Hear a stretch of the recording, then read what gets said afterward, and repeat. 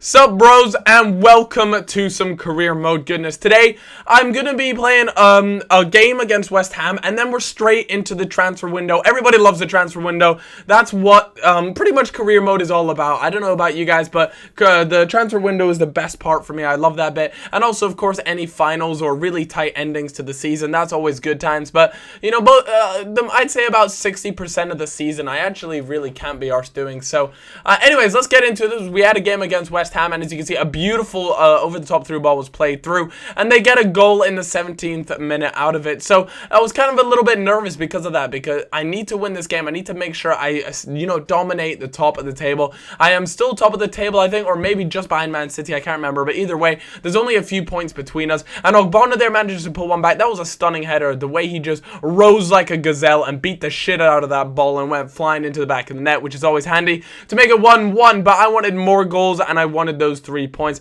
Another great over-the-top through ball, but unfortunately for them, this time it wasn't able to go in. So I went into halftime. I was dominating the game. You guys will see some of the stats coming up. I believe they have 41% possession, so I was literally beating them around. I beat them left and right. As you can see, I had a few more shots. The shots weren't like that different, but the possession was definitely in my favor. And we're going into the second half. I was feeling pretty confident. Another great through ball there.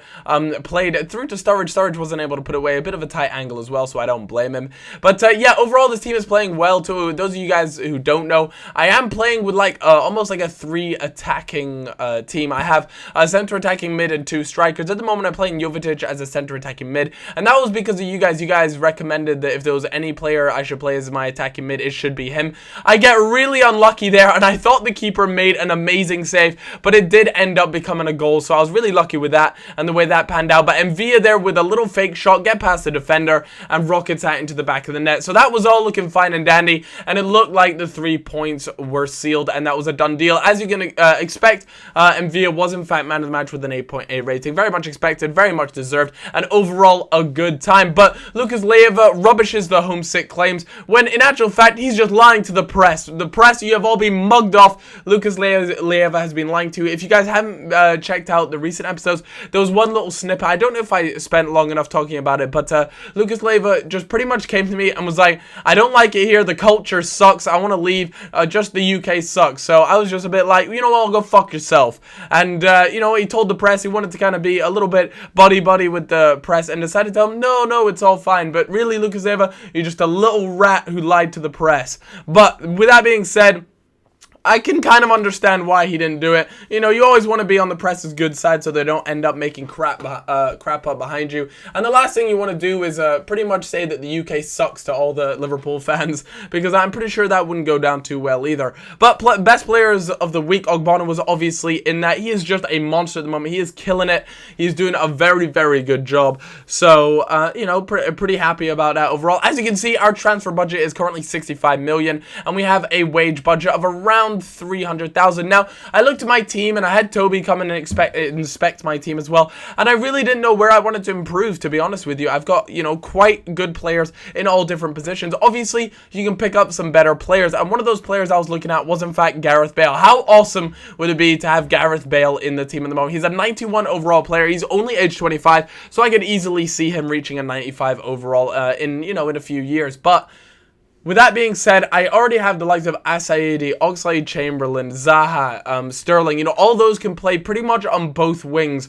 So with 4 wingers already, I was a little bit like, Callum, do you really need another winger? But it kind of was just in my mind that I really did want to, just make sure I could get some really top-class players in there. And that's not to say that the likes of Sterling and Zaha won't get their game time. They'll still get their game time, but I do kind of want to sell a few of them. I'm not being fully convinced by the Ox. The Ox really hasn't impressed me. As-Saidi, he's just been getting injured way too much for my liking. And guys, just as a heads up, I will be simulating the games throughout the transfer window, and only the transfer window. And the reason behind that is purely because in the transfer window, I don't know about you guys, but I just really can't be arsed playing games. My head is so focused on the negotiations, me wanting to buy and sell players, that when you just have to go and play a game, it's almost like it feels like a drag. You don't want to have to do it. So bear with me, guys, but I will be simulating the games throughout the transfer window. But of course, once the transfer window is complete, we'll get back into playing games, because I know you guys enjoy that. But EA kind of just gave me the middle finger. He's like, well, if you're going to simulate, we're going to give 2 of your players red cards,